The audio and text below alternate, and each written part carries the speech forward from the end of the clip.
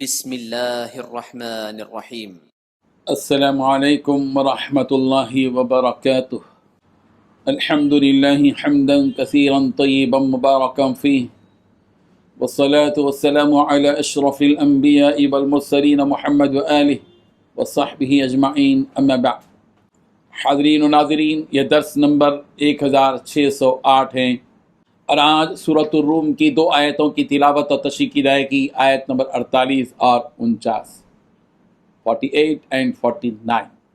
چلیے سب سے پہلے ہم ان 2 آیتوں کی تلاوت کرتے ہیں، لفظی ترجمے اور ترجمے کے بعد تشریح کرتے ہیں۔ اعوذ باللہ من الشیطان الرجیم، بسم اللہ الرحمن الرحیم۔ اللہ الذی یرسل الریاح فتثیر سحابا فیبسطه فی السماء کیف یشاء ویجعله کسفا فترى الودق یخرج من خلاله فإذا أصاب به من يشاء من عباده إذا هم يستبشرون وإن كانوا من قبل أن ينزل عليهم من قبله لمبلسين صدق اللہ العظیم۔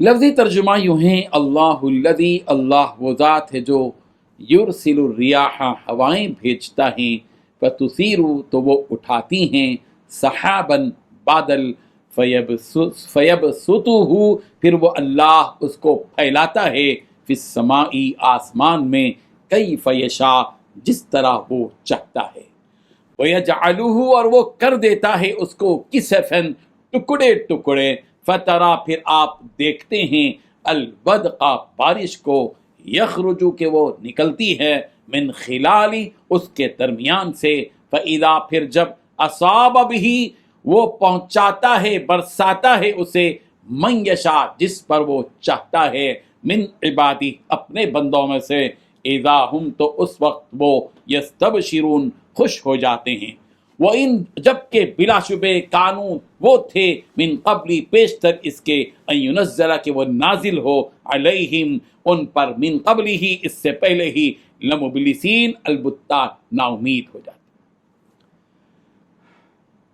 ترجمہ یوں ہے، اللہ ہی تو ہے جو ہواؤں کو چلاتا ہے، تو وہ بادل کو ابھارتی ہیں، پھر اللہ اس کو جس طرح چاہتا ہے آسمان میں پھیلا دیتا ہے اور تہ بتہ کر دیتا ہے، پھر تم دیکھتے ہو کہ اس کے بیچ میں سے نکلنے لگتا ہے، یعنی مہ نکلنے لگتا ہے، پھر جب وہ اپنے بندوں میں سے جن پر چاہتا ہے اسے برسا دیتا ہے تو وہ خوش ہو جاتے ہیں، اور پیشتر تو وہ مہ کے اترنے سے پہلے، بارش کے اترنے سے پہلے نا امید ہو رہے تھے۔ ان 2 آیتوں میں 7 باتیں بتلائی گئی ہیں۔ پہلی بات، وہ اللہ ہی ہے جو ہوائیں بھیجتا ہے۔ دوسری بات، پھر اس بادل کو آسمان میں پھیلا دیتا ہے جیسا وہ چاہتا ہے۔ تیسری بات، پھر اسے کئی تہوں والی گھٹا میں تبدیل کر دیتا ہے۔ پانچویں بات، پھر تب تم دیکھتے ہو کہ اس کے درمیان سے بارش برس رہی ہے۔ چھٹویں بات، تو جب وہ اپنے بندوں میں سے جسے چاہتا ہے بارش پہنچاتا ہے تو وہ اچانک خوشی منانے لگتے ہیں۔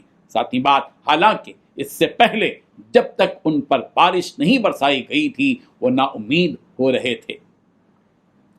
بزرگان محترم، پچھلی آیتوں میں قدرت کی ایک نشانی بتائی گئی کہ ہم ہواؤں کو خوشخبری سنانے والا بنا کر بھیجتے ہیں۔ یہاں ان ہواؤں کو کیسے خوشخبری والا بنا کر بھیجا جاتا ہے، اس کی تفسیر خود اللہ تبارک و تعالیٰ بیان فرما رہے ہیں، تاکہ انسانوں کو یہ پتہ چل جائے کہ ان ہواؤں کو بھیجنے والا اللہ ہی ہے، اللہ ہی ہے۔ اس کی خاص وجہ یہ ہے کہ جب کوئی انسان کوئی نئی چیز ایجاد کرتا ہے تو وہ خود جس قدر اس چیز کی وضاحت کر سکتا ہے دوسرا کچھ کوئی نہیں کر سکتا۔ اس آیت میں جو اللہ تبارک و تعالیٰ ریح کی تشریح، ریحن کی تشریح خود بیان فرما رہے ہیں، تو اس سے یہ بات ثابت ہوتی ہے کہ اس ہوا کو اللہ تبارک و تعالیٰ ہی نے پیدا کیا ہے۔ چنانچہ فرمایا اللہ تعالیٰ ہی ہے جو ہوائیں بھیجتا ہے، کہ اس کے علاوہ کسی میں یہ طاقت و قوت نہیں ہے کہ وہ ہواؤں کو بھیجے۔ پوری دنیا کی طاقتیں مل کر یہ ہوائیں نہیں بھیج سکتی جو ہوائیں پروردگار بھیج رہا ہے۔ اب یہ ہوائیں جو آتی ہیں ان کی کیفیت یہ ہوتی ہے کہ پہلے یہ ہوائیں بادلوں کو کھینچ لاتی ہیں، پھر یہ بادل سارے آسمان پر پھیل جاتے ہیں، اور جب بادل سارے آسمان پر پھیل جاتے ہیں تو گھٹائیں پورے آسمان پر چھانے لگتی ہیں، پھر ان گھٹاؤں کے درمیان سے بارش نازل ہوتی ہے۔ اللہ تبارک و تعالیٰ نے ہواؤں سے لے کر بارش تک کے سارے مراحل کو خود ہی بیان کر دیا۔ انسانوں کے وہم اور گمان میں بھی نہ تھا کہ بارش برسنے سے پہلے اسے اتنے مرحلوں سے گزرنا پڑتا ہے۔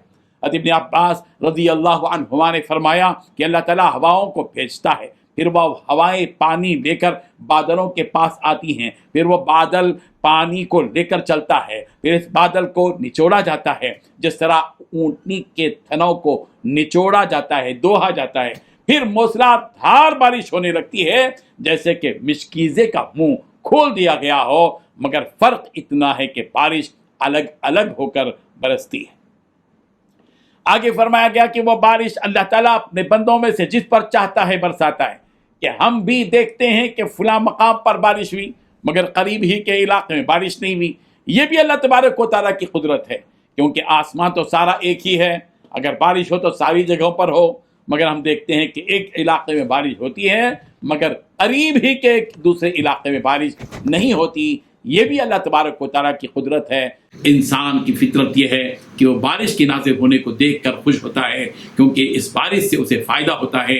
جس فائدے کو انسان مد نظر رکھ کر خوش ہوتا ہے، جب تک بارش نازل نہیں ہوتی ہوئی تھی تب تک انسان مایوس پڑا ہوا تھا کہ اگر بارش نہ ہوئی تو ہم کھیتی کیسے اگائیں گے۔ اسی فکر نے انہیں مایوسی کا شکار بنا دیا تھا، لیکن جیسے ہی انہیں ہوائیں نظر آنے لگتی ہیں کہ بادلوں کو اپنے ساتھ اٹھائے چلی آ رہی ہیں تو ان کی خوشی کا ٹھکانہ نہیں ہوتا، اور جس فکر کی وجہ سے وہ مایوس بیٹھے تھے اچانک ان کی وہ فکر ختم ہو جاتی ہے اور ان کے لبوں پر مسکراہٹ نظر آنے لگتی ہے۔ یہ قدرت کے نظارے ہیں جو ایک انسان کے لیے اس بات کے لیے کافی ہیں کہ اس پروردگار کی طاقت کو سمجھے، قوت اور قدرت کو سمجھے اور اس پر ایمان لائے اور اسی کی عبادت میں لگ جائے۔ اللہ تعالیٰ ہم سب کو اس کی قدرت کی نشانیوں کو دیکھ کر سمجھنے کی، عبرت اور سبق حاصل کرنے کی توفیق عطا فرمائے۔ آمین۔ وآخر دعوانا ان الحمد للہ رب العالمین۔